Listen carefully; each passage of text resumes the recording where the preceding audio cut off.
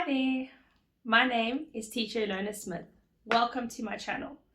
Alright, so today we're looking at professionalism and ethics for grade 11s. Grade 11s, pay attention to this chapter because you'll be doing it again in grade 12, and this is just building the foundation.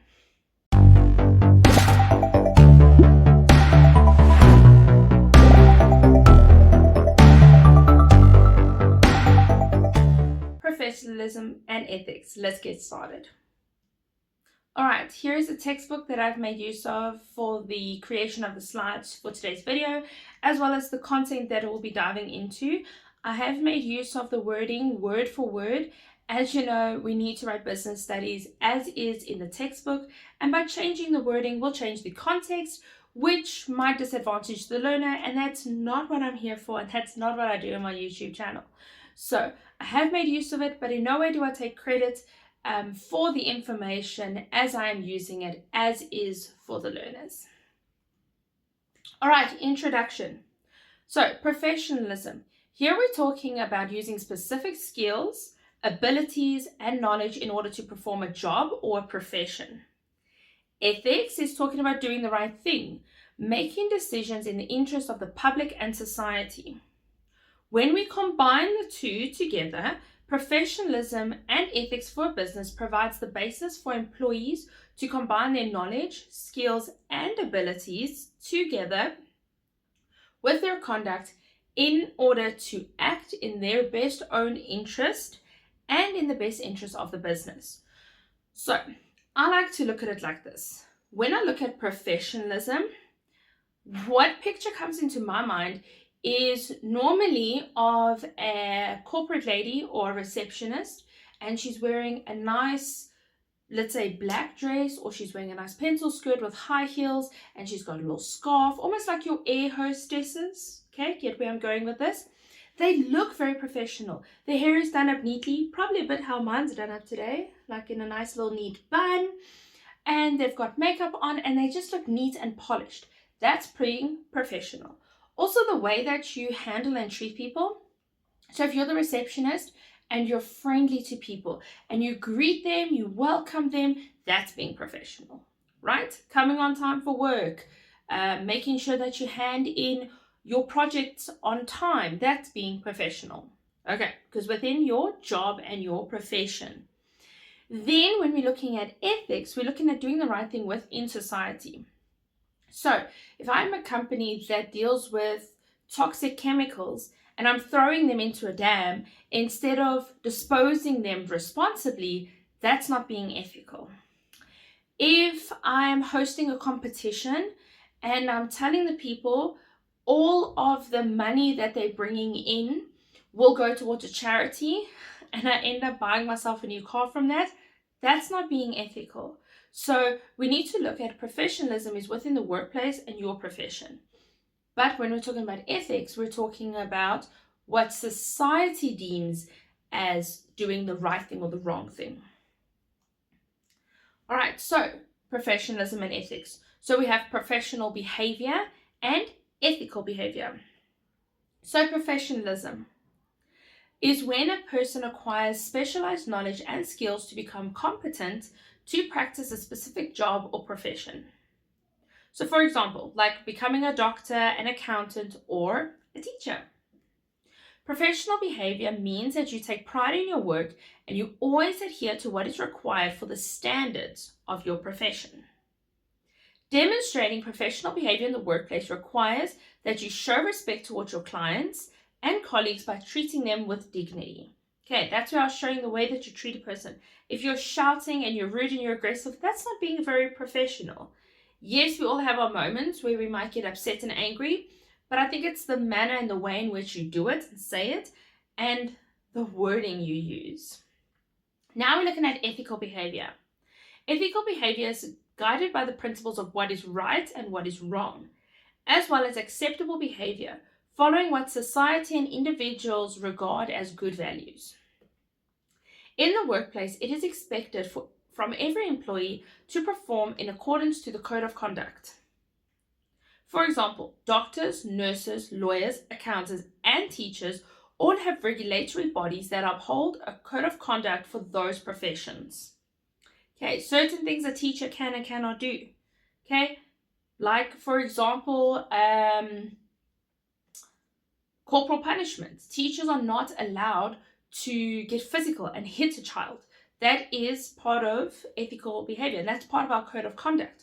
So should we do that to a student, then obviously there'll be repercussions, and most likely, most of the time, you will lose your job and not be able to teach ever again. All right, continuing. This means upholding the highest legal and moral standards when dealing with stakeholders. As we've said again, stakeholders is anyone that has a stake or a part in your business. So that's your employees, that's your clients, that's your directors, your shareholders, and. All right, there's the differences from professionalism to ethics, just in a little cute little diagram. Now it's important to remember, all right, when asked in an exam, what are the differences? If you're saying them side by side on a table, they don't have to link. Differences and distinguish don't have to link. But if it says compare, okay, it's like looking at two different things and you're saying this one is light, this one is dark, this one has this characteristics where this one is opposite. So we are comparing them side by side. Therefore, they have to link. So just remember that when answering it in a paper. So professionalism refers to a person who acquires knowledge and skills to practice a specific job or profession. It's a set of standards of expected behavior, coming on time for work, dressing accordingly, not using foul language at work, those type of things. It applies to a code of conduct of a profession or a business. It focuses on upholding the reputation of a business or profession. It includes guidelines for the appearance, conduct, communication, attitude, roles and responsibilities of employees within the organization or the business. Ethics, on the other hand, refers to the principles of right and wrong and what is acceptable in society. It conforms to a set of values that are morally acceptable within a business or organization. It forms part of a code of conduct to guide employees to conduct themselves ethically. It focuses on developing a moral compass for decision making. It involves following the principles of right and wrong in business practices. So the main difference, we're looking at them side by side, is professionalism is within the workplace, within the job, and professionalism, profession. Then ethics is looking more at society and what is deemed as right and wrong within society. Now we're looking at the principles of professionalism and ethics. Okay, there's quite a few here. We're going to go through them one by one. So we're looking at competency. This is when employees use their knowledge, skills, and abilities in their area of expertise for the good of the organization, society, and the environment. So a good example of this is when a pianist plays the piano very well. Okay, you are competent and you are able to do it. Okay, someone is coming to fix my drainage, they need to know how to do it. Then they are competent and they're showing competency. Integrity. Integrity means to perform all your work duties in the correct manner, even when you are not monitored. So you are doing the right thing, even if someone is not checking up on you.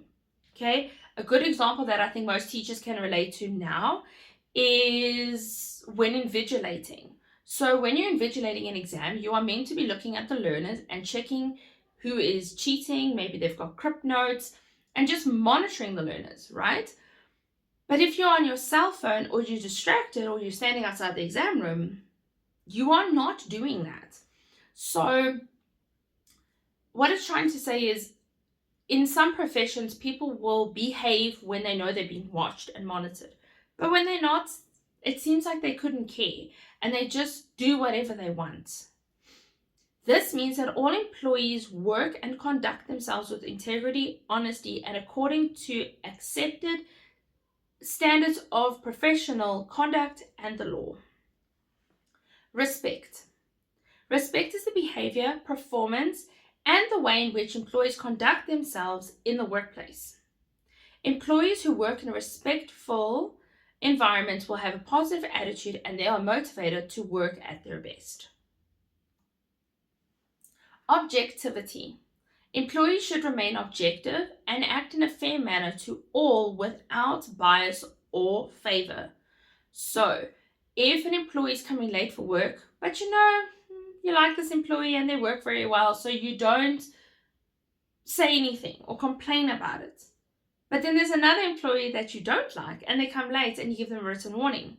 You got to make sure that you're being objective. What is the problem at hand? This employee keeps coming late. It doesn't matter who they are, but if you're going to do one for the one, you have to do one for all. Confidentiality. This refers to non-disclosure of any confidential information or business information without permission. This one is very strong within the medical profession with doctors. So doctors can't share a client's or a patient's information with other doctors. Okay, so if you're coming in and you've got some disease or illness, they can't share it with other doctors just during lunch break and tea break because it's something confidential. Even though they're not mentioning your name, it's not the right thing to do. Okay, so within ethics, it's not the right thing to do in acceptable behavior. You can't go to your colleague and say, sure, so-and-so came in and it seems like they might have COVID, or it seems like they might have cancer. Like, it's not right to do that because it's sensitive information to that person. Maybe someone somewhere knows that person and they actually go and say it, you could get into trouble in your job. So keeping that information confidential. Same with teachers, students' marks is confidential. You can't go and tell another student someone else's marks, again, without permission. So if that learner allows you to read their marks aloud in class, go for it. But most of the time, rather don't, because you don't know which students are struggling, which ones maybe have a reading problem, a spelling problem. So by openly announcing the marks to the whole class, we're talking about the right thing to do and the wrong thing to do, and that would be considered as the wrong thing to do. Moving on, transparency. Businesses should pay attention to transparency and ensure that full disclosure is made when required. Okay, being transparent means I can see through you. So whatever you are doing, you are showing me proof of. Okay, so it's good also with ethics, doing the right thing. Okay, if I'm hosting an event and I am raising money for charity, is there proof that that money is going to charity? Okay, being transparent. Conflict of interest. Employers should avoid conflict of interest situations within the business environment. I'm going to explain it now in a second. A situation in which the concerns or aims of two different parties is incompatible. A situation in which persons in a position to derive personal benefit from actions or decisions made in their official capacity. All right, commitment. Employees are to respect the dignity and rights of others in the workplace, as well as the image of the profession or business within which they work. Caring. Businesses or large organizations should practice social responsibility to ensure that they give back to the poor communities. Environmentally responsible. Businesses should operate in a manner that ensures that the environment is taken care of in a sustainable manner for the benefit of future generations. All right, then we have the theories of ethics. Okay, the following are theories based on ethical principles of integrity, of objectivity, caring, and transparency. These theories guide individuals as well as businesses when they need to make morally correct decisions. The theories of ethics that apply to the workplace are the following. So, consequential theory. The way I remember this one is if you look at the word consequential, it derives from the word consequences. So, if you are going to be running with glass in your hand, you could trip and break the glass. That is the consequence. Okay. Consequentialist theory suggests that an action is good or bad depending on its outcome. It tries to answer the ethical question about right or wrong and how we arrive at this answer.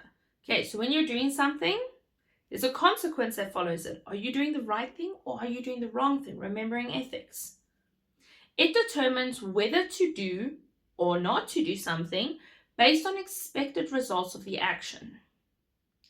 If the expected result is good, then it's the right thing to do. But if the expected result is bad, then it would be the wrong thing to do. Okay, so my chemical company, I'm throwing all those chemicals into a dam. What are the consequences? The fish could die. It could contaminate the water. Maybe that water gets filtered to people that are drinking that water. So you are harming people that could get sick, that could end up in hospital. And because of the fumes that are let out, it could also be harmful to the people in the area. So essentially, is it a good thing to be throwing those chemicals into the dam? No, it is not a good thing to do. So then we should not do it.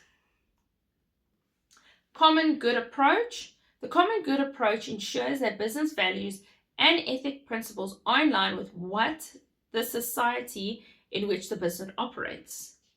It recognizes that ethics and values vary from area to area and country to country. Okay, so what might be acceptable in our country, in our area, might not be acceptable in another country or another area. A very good example is the thumbs up symbol. So I'm not sure which country it is, but apparently I'm tempted to do it, but I'm not sure. Okay, so the thumbs up symbol, I have it in my videos.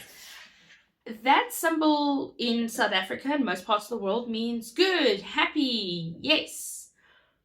But in some parts of the world, it actually is offensive and it comes across as swearing to someone.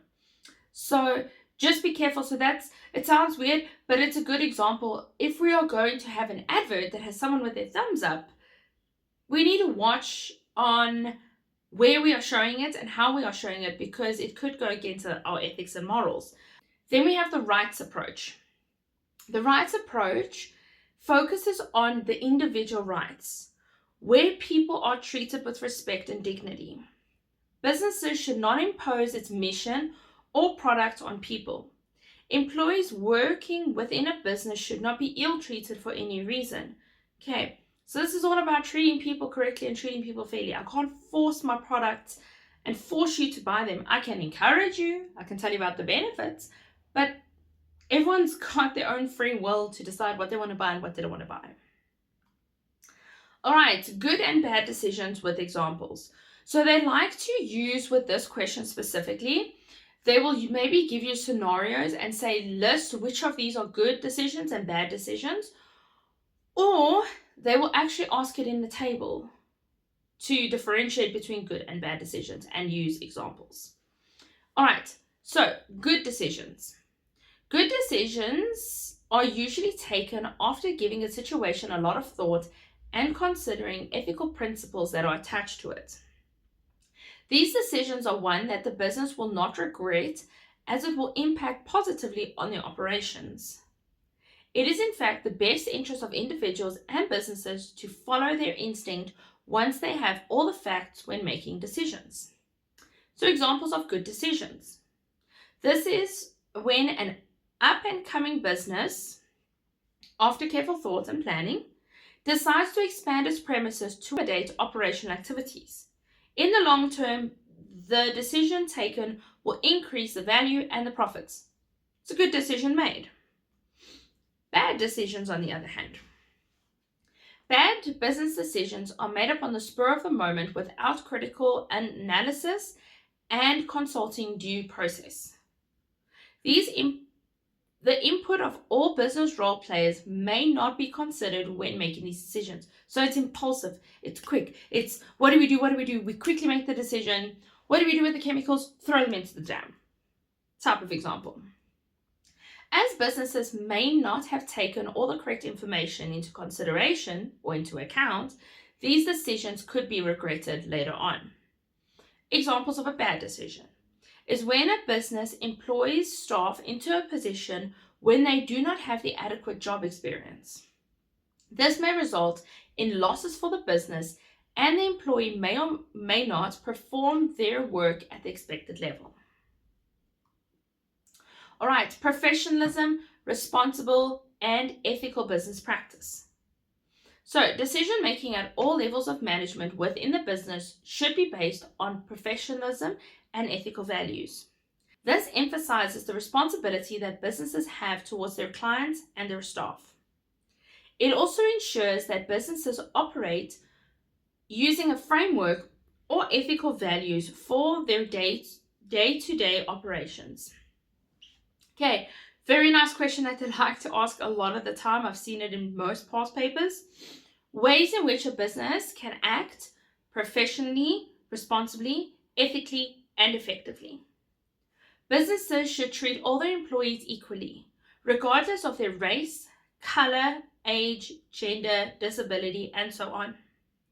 The mission statement of a business should include the values of equality and respect. The workplace should be safe, a fair working environment where employees can do their work and not be embarrassed or exposed. All right, here are some more ways that the business can act in a professional, responsible, ethical, and effective business practice. The business should ensure that they pay employees fair wages and salaries which correspond with the requirements of the Basic Conditions of Employment Act. Okay, remembering with this act there's a minimum wage, so I need to adhere to that minimum wage. Employees should be paid for working overtime on public holidays. The business should respect employees and treat them with dignity by recognizing their value of their human capital for the work well done. Okay, I just want to mention here, I noticed that a lot with students, please try not to, when you are writing your exam, please try not to split these bullets and these facts. So if, for example, if we're looking at bullet number 3, you cannot be writing, the business should respect employees. And then have another fact of, and treat them with dignity by respecting their values. According to the memo, one bullet is one fact which counts for 2 marks. So if you're going to separate it, you're essentially still getting your 2 marks. It's not going to be 4 marks by separating it. So study it bullet by bullet and write it bullet by bullet. Try not to separate them because if anything, you're just going to get the same amount of marks if it's 2 bullets or 1 bullet because it's the same fact. Continuing. All goods and services produced should be done according to the required standards and ethical requirements. New businesses should avoid using business names and ideas that are copyrighted, trademarked, and protected by the law when starting a business. New business owners must plan effectively and ensure that they put preventative measures in place to protect their business. To foster employee confidence and loyalty, it is important to ensure that all staff have equal access to opportunities, positions, and resources. So the advantages or the benefits of an ethical business venture. Businesses can build a good reputation and attract more investors, thus increasing their profitability. Customers' loyalty is created and nurtured, and a positive business image is created. Staff morale can be built and maintained by paying employees fairly. So normally when employees get upset is when they feel like they're being misused or you are exploiting them. So by paying them fairly, they're going to be happy and they're going to want to keep working for you and they're going to be motivated. Staff who are hardworking and productive will be loyal and dedicated to the business. Positive relationships will develop between co-workers, which will result in an improved productivity. Businesses that become compliant with environmental regulations will avoid unnecessary fees and sanctions. Examples of ethical business practices. Generally, businesses strive to be more and more ethical by making use of the following ethical business practices. So businesses will strive, if they have joined the Business Unity South Africa and the Ethics Institution of South Africa, to ensure that they comply with all the required ethical standards and principles. They avoid illegal business practices through compliance with the Business Code of Conduct. They establish corporate social responsibility initiatives as part of the business's vision and mission. So they actually give back to society and they try and help poorer communities. They make use of fair advertising practices. They put policies and procedures in place to maintain confidentiality. They conduct transparent and honest business dealings. And companies pay their employees fair wages and salaries. A code of ethics for a business. Corporate governance is the framework of rules and practices by which a board of directors ensures accountability, fairness, and transparency in all company relationships. There are different perspectives on ethics. An ethical perspective is the framework of reference an individual or a business uses to interpret a problem and to find a relevant solution to this problem. Ethics are practiced universally by businesses. All people have an inherent moral compass that guides them to know the differences between right and wrong and acceptable decisions and behavior to demonstrate in business and society. You know, if you see someone, that you can't just walk around and assault a person. It's a weird example. I know this one used to bug me a lot when I was much younger, but like littering, like we all know littering's wrong. Yet some of us do it, but you know that it's wrong and that you probably shouldn't be littering. But here we are. We know when we are driving a car, we shouldn't be speeding. So, right and wrong. Do we still speed? Probably. It's a lot. The roads are a fun place to be. But deep within us, because of the way we were raised, we know there's a difference between right and wrong, and that's the basis of ethics. All right. The way in which an employee views ethical perspectives is determined by their culture, religion, education, and background. That's why some people's ethics might be different to yours, because we are all different, and especially our background will be different from everyone. So our values and morals might be a bit different because of the way we're brought up, because of our level of education, because of our parents, and so on and so forth. The employee's background will influence the way in which they respond to ethical dilemmas within the business. In ethics, there is no obsolete right and wrong. Businesses will manage ethical dilemmas according to what is deemed acceptable or not, according to the code of ethics or a business's code of conduct. Businesses are entitled to decide the kinds of behavior that it demands from its employees and its customers. All right, here's a nice little mind map, as I have in most of my videos. It's nice just to summarize all the little bits and pieces that we've done throughout this chapter. Here are the resources I've made use of to create this video for today. It includes the book I spoke about in the beginning. Again, I don't take any credit with this information. I've used it as is so that to make sure the information is relevant for learners. I just want to say thank you so much for watching my video today. I want to thank you guys for the support. Wow, my channel has really grown a lot in the past week, but even in the past month. I hope the June exams are going well, guys, and I wish you all the best of luck for the rest of the year. And if you have any questions, just drop them down below. Let me know. If you enjoyed this video, please give it a thumbs up and please consider subscribing to my channel. As you know, I post information and content on business studies. I hope to see you guys in my next video. Bye for now.